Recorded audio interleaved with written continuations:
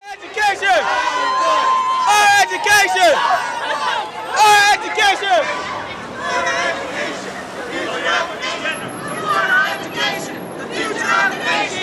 For those of you who do not know, we're looking at a 50% cut in our education.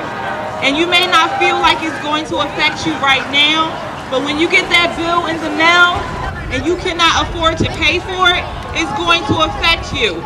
We have to fight for this right now before it's too late.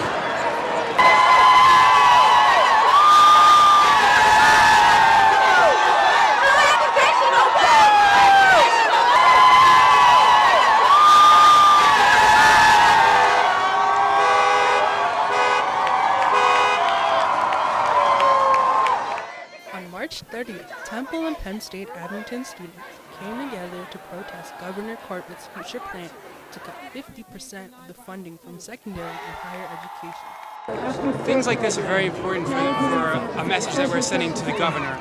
It's people who stand up that end up getting a portion of the budget. And when he sees people standing up like this, and I was surprised about how many people ended up showing up, he's going to understand that education is not something that he can mess with. Students marched from Temple's Bell Tower down to City Hall and made their way to Spring Garden to rally and express their concern at the Philadelphia School District.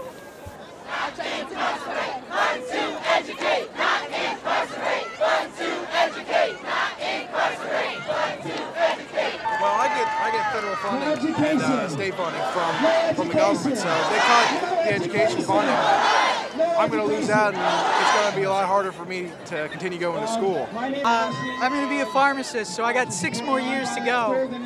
I can barely afford Temple as it is. I'm going here because of how cheap it is already. If it gets too much more expensive, I just can't go to school here.